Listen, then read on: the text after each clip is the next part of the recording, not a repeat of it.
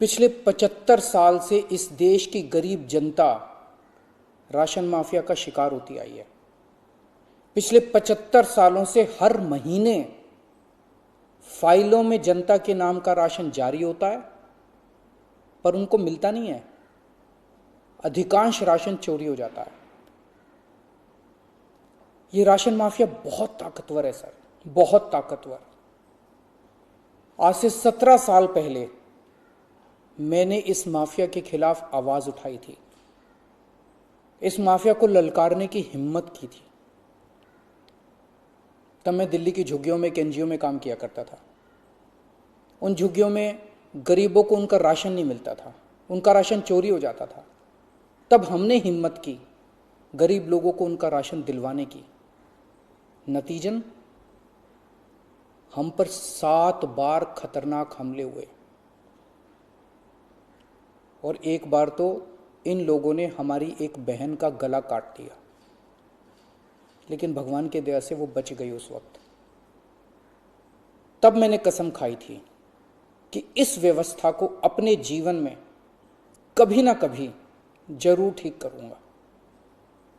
तब तो दूर दूर तक सपने में भी नहीं सोचा था कि एक दिन दिल्ली का सीएम बन जाऊंगा। पर कहते हैं ना कि जब आप निस्वार्थ भाव से कोई संकल्प करते हैं तो ऊपर वाला भी अपने तरीके से आपका संकल्प पूरा करने में मदद करता है। इस ब्रह्मांड की सारी शक्तियां आपकी मदद करती हैं। आदरणीय प्रधानमंत्री जी, आपको नमस्कार, सादर प्रणाम। आज मैं बेहद व्यथित हूं और मैं सीधे आपसे बात करना चाहता हूं। अगर मुझसे कोई हिमाकत हो जाए, कोई भूल हो जाए तो मुझे माफ़ कर दीजिएगा। दिल्ली में अगले हफ्ते से घर घर राशन पहुंचाने का काम शुरू होने वाला था। मतलब अब एक गरीब आदमी को राशन लेने राशन की दुकान पे धक्के नहीं खाने पड़ते, बल्कि सरकार बढ़िया तरीके से अच्छे राशन पैक करके उसके घर भिजवाती। सारी तैयारी हो चुकी थी, टेंडर हो चुके थे, सारी तैयारी हो चुकी थी। बस अगले हफ्ते से ये शुरू होने वाला था।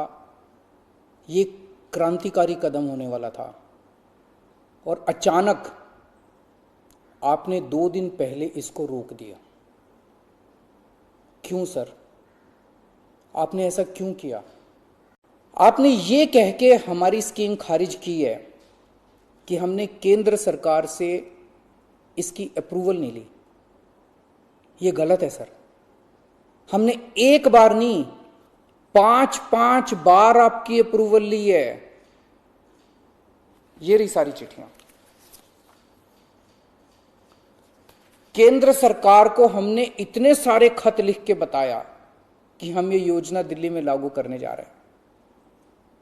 कानूनन हमें दिल्ली में ये स्कीम लागू करने के लिए केंद्र सरकार की कोई अप्रूवल लेने की जरूरत नहीं है।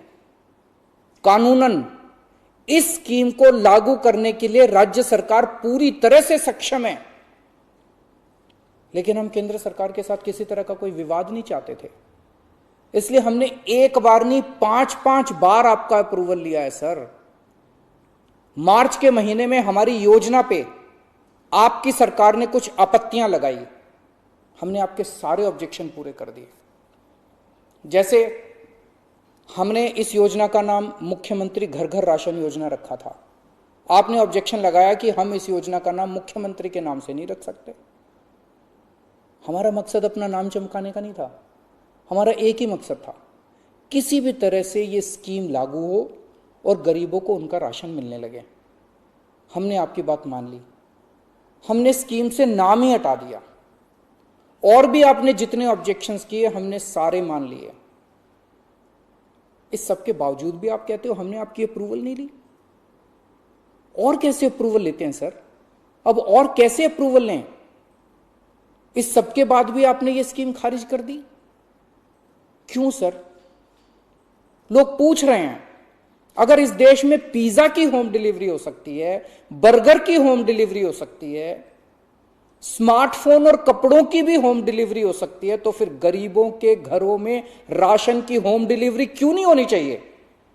सारा देश जानना चाहता है आपने ये स्कीम खारिज क्यों की सर?